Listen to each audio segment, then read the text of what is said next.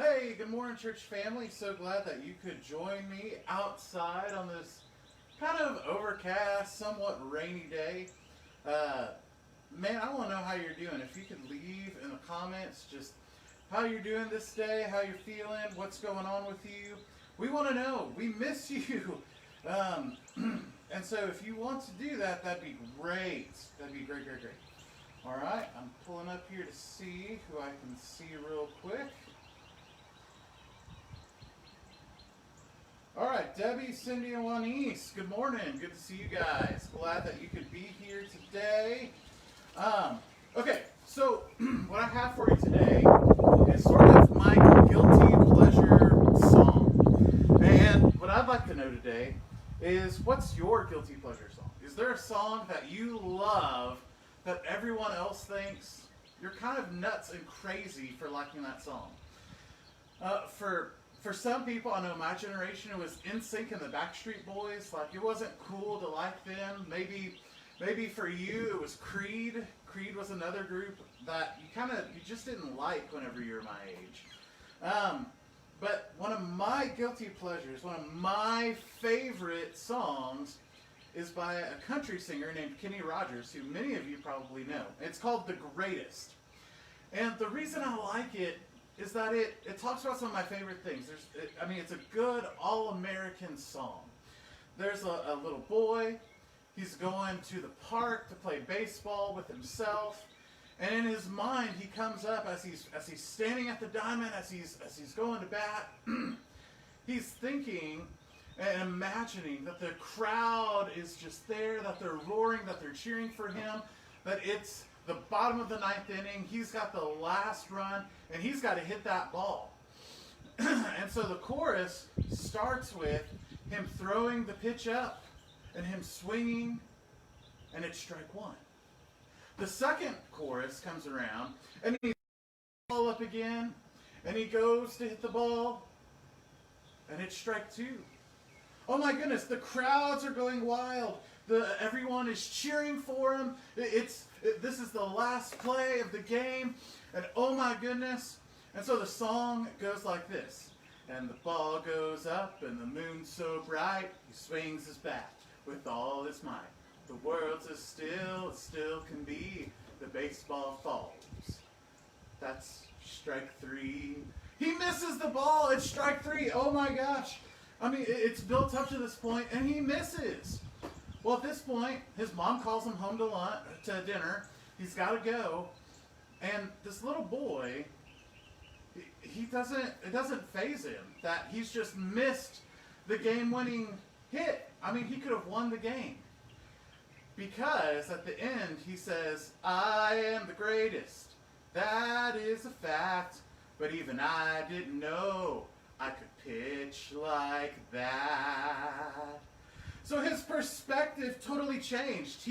Instead of thinking of himself as less than, instead of thinking of himself as something that isn't worthy, that the crowds wouldn't go crazy for, his perspective changes, and he says, instead of being the greatest batter, which he still in his mind thinks that he is, he's like, man, if I'm the greatest batter, and I just pitched myself out, wow, what kind of pitcher am I? And so he goes home happy and excited and just so full of joy that he is this awesome pitcher. Well, like that, sometimes our perspective gets a little out of whack. And perspectives change sometimes. And especially in these difficult times, our perspective sometimes shifts and focuses on the things of this world. Colossians 3:1-4 says, if then you have been raised with Christ, seek the things that are above, where Christ is, seated at the right hand of God. Set your mind on things that are far above, not on things that are on earth, for you have died, and your life is hidden with Christ in God. When Christ, who is your life, appears, then you will also appear to him in glory. Hey, I see my mom's watching out there. I see Dylan. Dylan, I hope you like that Kenny Rogers song. Susan McDaniel, we're praying for you. I hope that you're doing all right. Sally, good to see you this morning. We're praying for our nurses and our healthcare providers this week. Brenda Zwadniak, you haven't heard that song before. You need to go and listen to it. You're going to love it, or you're going to judge me for loving it. She has heard it before. Oh, you have heard it before. Great. I'm glad that you like it. So going back to Colossians 3:1, it says that we have been raised with Christ, and so we put our minds on the things of God, on the heavenly things, on the things that He's created. And so in the midst of this really crazy, chaotic time where we're forced to do nothing but sit in our house and go to work maybe, and then come back, we've been given this gift in the midst of chaos, which is rest, which is Sabbath. And God calls us to rest or to be still multiple times in Scripture. Matthew 11:28 says, "Come to me, all who labor and are heavy laden, and I will give you rest."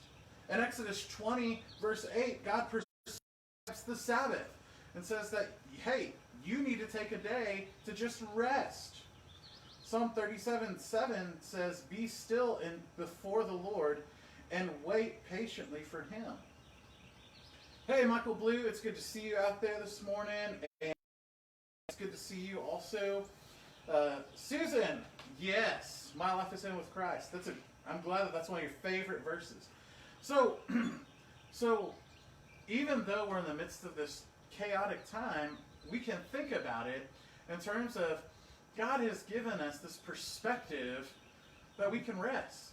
We can rest in Him. We can take this time and pray and study the Word and strengthen ourselves so that we can come back to the work of God that much stronger, that much more built up.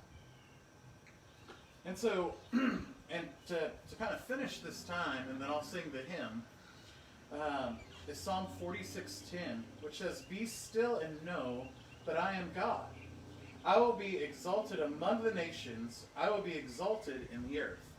And so the hymn that I have for you today, as we think about this idea of rest, as we think about being still before the Lord, as we think about taking this opportunity to spend time with our families and to have a break from the normal chaos of life, it's this hymn called "Be Still, My Soul." Be still, my soul, the Lord is on thy side. Bear patiently the cross of grief or pain. Leave to thy God to order and provide. In every change He faithful will remain. Be still, my soul, thy best, thy heavenly friend. Through thorny ways leads to a joyful end. Be still, my soul, thy God doth undertake to guide the future as He has the past. Thy hope, thy confidence, let nothing shake. Oh, now mysterious shall be bright at last. Be still, my soul, the waves and winds still know His voice who ruled them while He dwelt below. Be still, my soul, the hour is hastening on, when we shall be forever with the Lord. When disappointment, grief, and fear are gone, sorrows forgot, love's purest joys restored. Be still, my soul, when change and tears are past. All safe and blessed we shall meet at last. Well, I hope you all have a good morning. Please know that your church staff is praying for you. And be still before the Lord. God bless. Have a great day.